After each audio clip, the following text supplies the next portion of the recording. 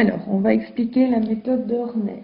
La méthode de Horner, c'est lorsqu'on veut diviser un polynôme par un polynôme qui a la forme de x moins 1. Donc, dans notre exemple, on a x cube plus x carré moins 7x plus 5 que l'on va diviser par x moins 1. Donc, nous avons bien la forme x moins a et le a ici vaut donc 1. Alors, la méthode, c'est qu'on va utiliser les coefficients qui sont dans le polynôme dividende. Donc, pour le x cube, on en a 1. Pour le x carré, on en a 1. Pour le x, on a moins 7. Et pour le terme indépendant, 5. Attention, votre polynôme doit être complet. Donc, un polynôme complet. S'il n'est pas complet, vous devrez le compléter en mettant des zéros. On verra un exemple après. Alors, on fait un petit tableau. Et ici, on va mettre la valeur du A. Dans notre exemple, A vaut 1. Alors, comment va-t-on effectuer? Le premier chiffre, on le descend, sans multiplier ou sans rien faire. Ensuite, on va multiplier ce chiffre par la valeur du A. 1 fois 1, 1. Ensuite, on va additionner 1 plus 1 égale 2, qu'on va remultiplier par la valeur du A qui est égale à 1. 2 fois 1, 2. On additionne moins 7 plus 2 qui donne moins 5.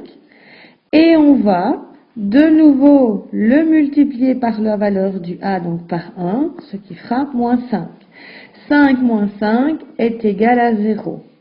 Et donc, Horner s'applique lorsque la division euclidienne donne comme reste, justement, 0.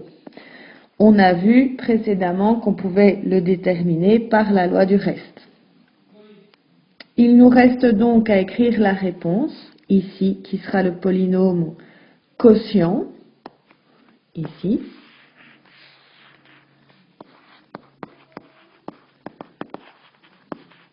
Alors, on a commencé avec un degré 3, qu'on a divisé par un degré 1, donc on va diminuer de 1 le degré, donc ici, ça donne 1x carré, plus 2x moins 5. Et ça, c'est le quotient obtenu lorsqu'on divise x cube plus x carré moins 7x plus 5 par x moins 1. Donc on pourrait mettre la réponse ici. 2x moins 5. Alors, un deuxième exemple.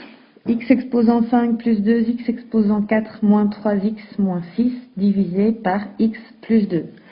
Ici, dans notre exemple, le A vaut moins 2, puisqu'on doit avoir la forme x moins A. Donc, moins 2. Alors, attention, il est incomplet. Bon. Donc, on va devoir le compléter. Donc, les x5, j'en ai 1. Les x4, j'en ai 2. Les x exposant 3, j'en ai 0. Les x exposant 2, j'en ai pas. Les x, j'en ai moins 3. Et le terme indépendant, c'est moins 6. On met la valeur du A qui est égale à moins 2. Le premier, on n'y bouge pas, on le descend tel quel. Ensuite, je vais multiplier par moins 2, donc 1 fois moins 2, moins 2. On les additionne, 2 plus moins 2, 0. 0 fois moins 2 fait 0. 0 plus 0, 0. Qu'on doit multiplier par moins 2, donc ça fait 0. 0 plus 0, 0.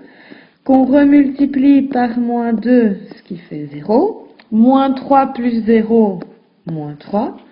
Que je vais multiplier par moins 2, donc ça va faire 6. Moins 6 plus 6 donne bien 0. Donc le quotient va nous donner quoi? On a commencé avec des x exposant 5, on descend le degré de 1, donc ça fera des x exposant 4. Donc ici, on a le coefficient de x exposant 4, donc ça va faire 1 x exposant 4. Dx exposant 3, il n'y en a pas. Dx exposant 2, il n'y en a pas. Dx, il n'y en a pas non plus. Et on a un terme indépendant qui est égal à moins 3. Donc ceci est le quotient de la division.